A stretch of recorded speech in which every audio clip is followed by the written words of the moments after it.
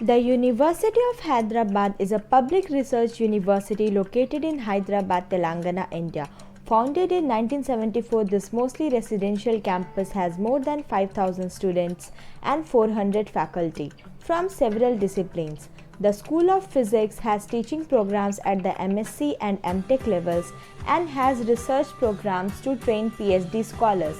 The school conducts research in many areas of physics. The university follows the continuous assessment pattern with 40% marks awarded through assignments spread out throughout the semester and 60% through semester end examinations. Grading is on a 10-point scale, with D being the lowest possible grade and A plus being the highest. The toppers postgraduate courses are awarded medals. According to the QS India University Rankings 2020, the University of Hyderabad has secured its 8th position. This university helps us to study physics in such a way that our mind gain more in depth, develop our talent and meet experts.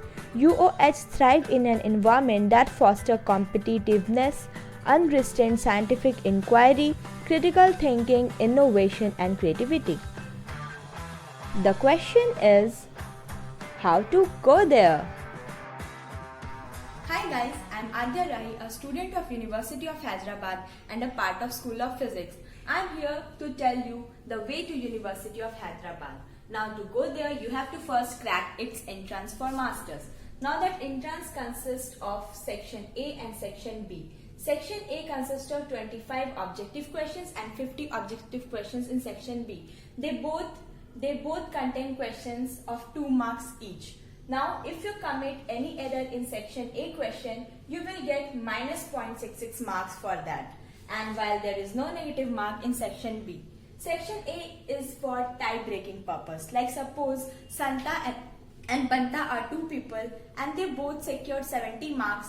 Then if Santa has secured more marks in Section A, he will be given more preference than Banta. Now, as the topics for that entrance is classical mechanics, quantum mechanics, mathematical methods, optics, digital electronics, electrodynamics, solid state, concepts of modern physics, waves and oscillations, and heat and thermodynamics.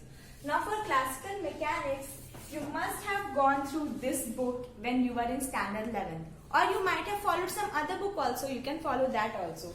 Now, this topic consists of subtopics like fluids, SHM, gravitation, NLM and mechanical properties of matter. Okay, you just solved examples from this book and follow the objective questions.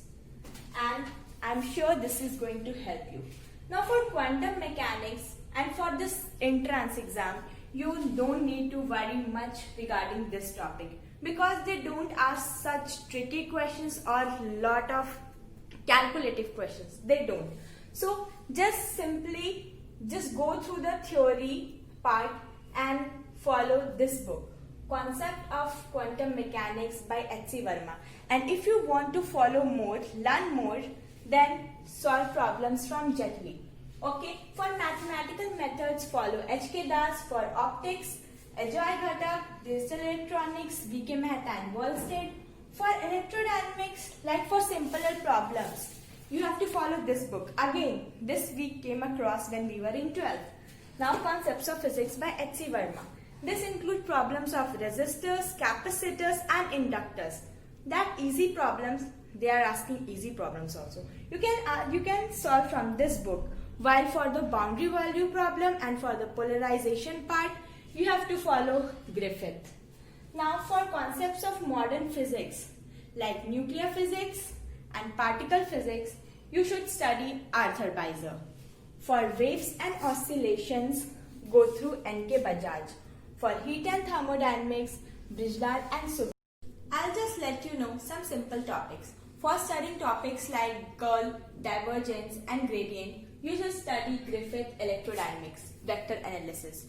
Okay? Now a vector field F is conservative if and if F is equal to grad phi for some potential function, where phi is what? This potential function.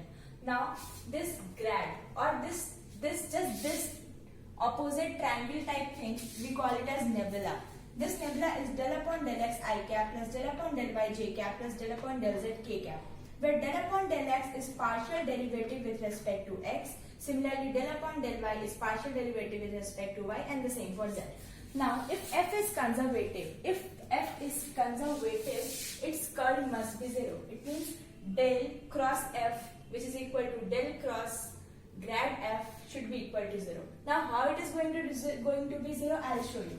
Now, del cross del f can be written in this way. Now, we can just write it in this way. We know it how to write it, right? Now, when you'll simplify it, we'll get this thing. Now, come here. I'll just let you know about a small theory.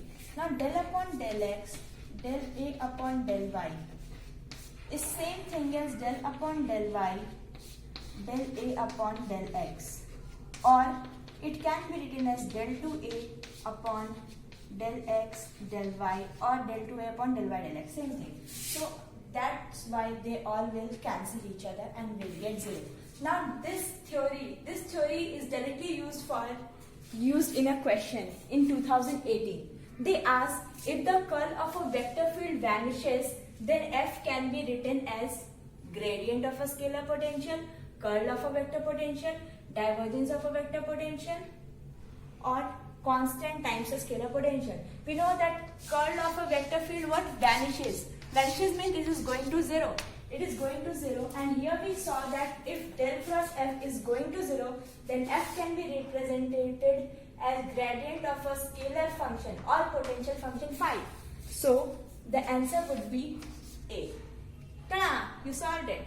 Second, the question which was asked in 2017 is the electric potential in a region is this.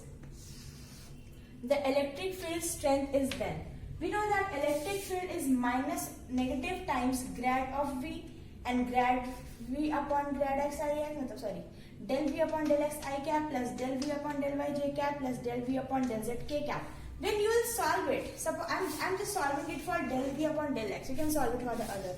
Now del V. V is what? 2x plus 3y minus z upon del x. We are derivating it with respect to x. So the other variables will be treated as constants. So del 2x upon del x would be 2, while del 3y upon del x would be 0, and del z upon del x will also be 0. So that's why we are going to get just 2 and minus 2 I cap. Similarly, you can solve for this thing also. Thank you.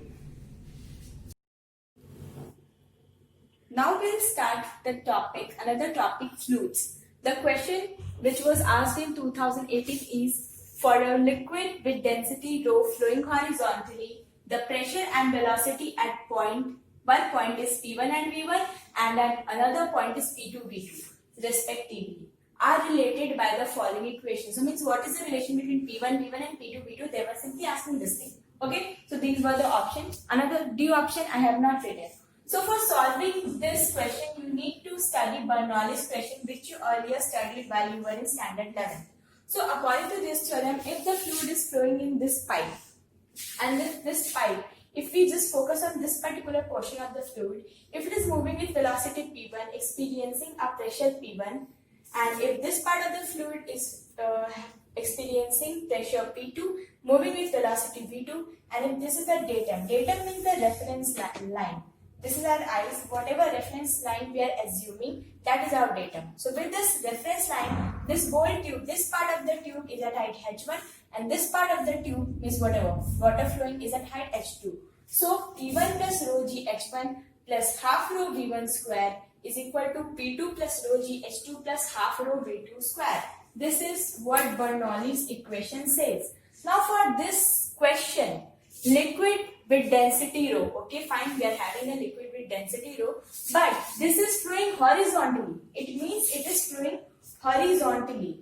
It means h1 is equal to h2, which is equal to 0. So this term and this term will simply vanish out. Now P1 plus half rho V1 square is equal to P2 plus half rho V2 square. When you will assemble it up, you will get P1 by rho plus V1 square by 2 is equal to P2 by rho plus v2 square by 2, which is our option A. See, it was so simple. Similarly, the problem of this water tank and what will be the velocity at this of this flowing liquid. If there is a hole here, what will be the velocity? These type of questions are also asked. Just go through this Bernoulli equation and they are certainly going to help you. Now the next question, which was asked in 2019, was from quantum mechanics. Now, which of the following represents an eigenfunction? Now, the properties of eigenfunction is it should be continuous, differentiable at all points, and it should be single valued.